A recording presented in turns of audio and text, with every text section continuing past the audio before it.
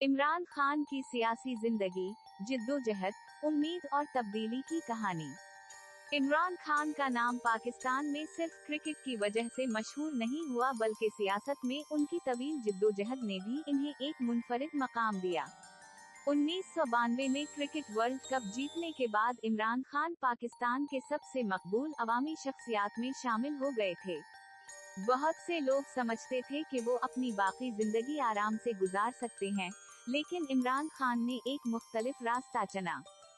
World cup जीतने के बाद इमरान खान ने पाकिस्तान के मसाइल को करीब से देखना शुरू किया।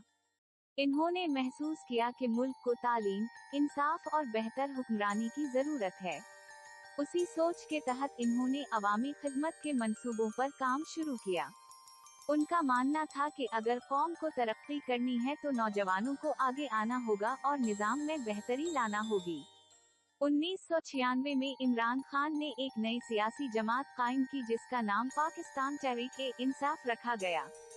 इस जमात का मकसद इंसाफ, शफ़ाफियत और अवामी खिदमत को फरोग़ देना था। इब्तिदा में बहुत कम लोग उनके साथ थे।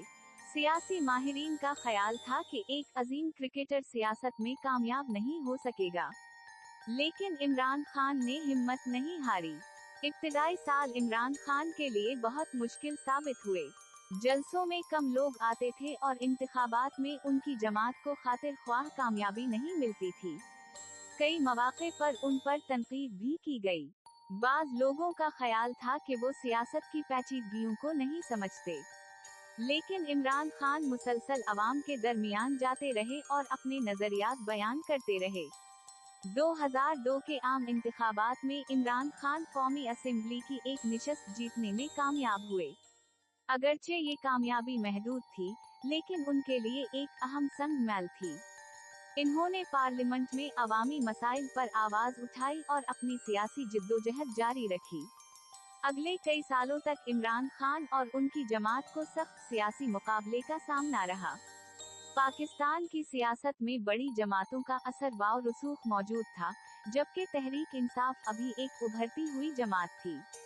इस दौरान इमरान खान ने मुल्क भर के दौरे किए, नौजवानों से मुलाकातें की और अवाम को अपनी सोच से आगाह किया। वक्त गुजरने के साथ तहरीक इंसाफ की मकबूलियत बढ़ने लगी। खास तौर पर नौजवान तबके ने इमरान खान के पैगाम में दिलचस्पी लेना शुरू की। सोशल मीडिया के फैलाव ने भी उनके पैगाम को अवाम तक पहुंचाने में अहम किरदार अदा किया।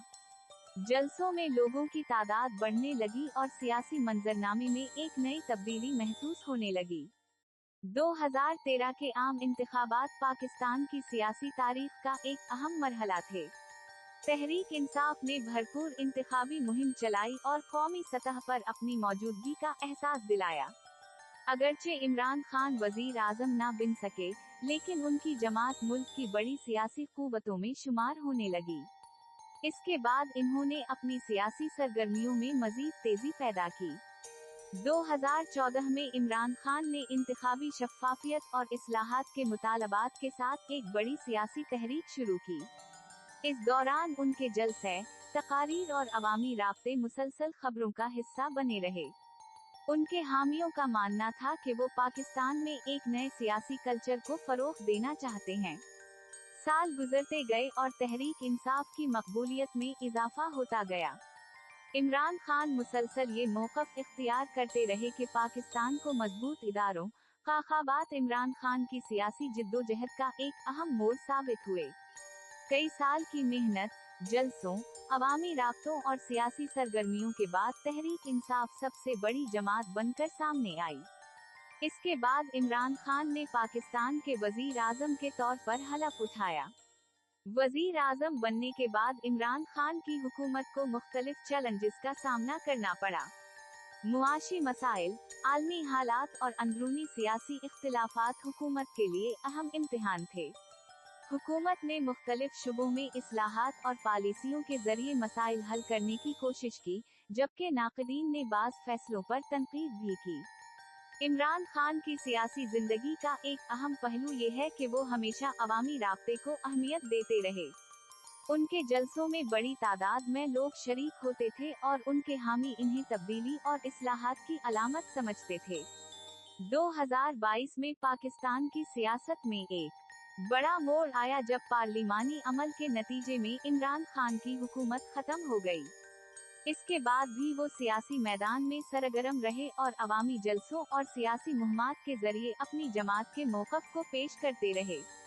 उनकी सियासी जिंदगी कामयाबियों, चैलेंजेस, इख्तिलाफात और मुसलसल जिद्दोजहद से भरपूर रही है। उनके हामी इन्हें अज़्म, इस्तिकामत और तब्दीली की अलामत करार देते हैं, जबकि नाक़दीन उनकी पॉलिसियों पर मुख्तलिफ आरा रखते हैं। लेकिन इस बात पर अक्सर लोग मुत्तफ़िक़ हैं कि इमरान खान ने पाकिस्तान की सियासत पर गहरा असर छोड़ा है। आज भी इमरान खान का नाम पाकिस्तान की सियासी तारीख में एक अहम मकाम रखता है। उनकी कहानी इस बात की मिसाल है कि एक शख्स खेल के मैदान से निकलकर सियासत के मैदान में भी एक तवील और असर अंगेज सफर तय कर सकता है। इनकी जिंदगी नौजवानों को ये पैगाम देती है कि बड़े ख्वाब देखने और अपने मकसद के लिए मुसलसल मेहनत करने से इंसान मुश्किल रास्तों पर भी आगे बढ़ सकता है। यही वजह है कि इमरान खान की सियासी जिद्दोजहद, चाहे कोई इससे इत्तिफाक करे या इख्तिलाफ, पाकिस्तान की मुआसिर सियासी तारीख का एक अहम बाब समझी जाती है। इमरान जब ये हुआ मैं कहता गया, मैंने सारों को कहा कि इतना बड़ा जुल्म हो रहा है तो इसके ऊपर इंक्वायरी हो। मैंने चीफ जस्टिस साहब को मैंने वो साइफर भेजा कि जी इसके ऊपर इंक्वायरी करवाएं। नेशनल सिक्योरिटी काउंसिल के सामने रखा। नेशनल सिक्योरिटी काउंसिल के सामने 30 मार्च को मैंने रखा। ये है, सारे आर्मी चीफ्स बैठे हुए थे, सर्विस चीफ बैठे हुए थे, सबके सामने रखा कि ये उसने लिखा है और आपका एम्बेसडर कह रहा है कि इनको प्रोटेस्ट करो कि ये किसी की जरूरत नहीं होनी चाहिए इस तरह का, किसी भी एक मुल्क को, आजाद मुल्क को इस तरह का जबान इस्तेमाल करनी। उन्होंने कहा जी हाँ, मुदाखलत तो हुई है, तनकीद की, अमेरिका को प्रोटेस्ट भी किया नेशनल सिक्योरिटी काउंसिल में 30 मार्च को। मैंने पार्लियामेंट में लेके गया कि इन कैमरा मीटिंग करवाई। मैंने कहा इनके सामने रखो। ऑपोजिशन को लीडर ही नहीं आया उस मीटिंग पे। शहबाज शरीफ, आसिफ ज़रदारी, इन्होंने बहुत कर दी। क्योंकि मिले हुए थे साथ, ये इसका हिस्सा थे, ये साजिश का हिस्सा थे।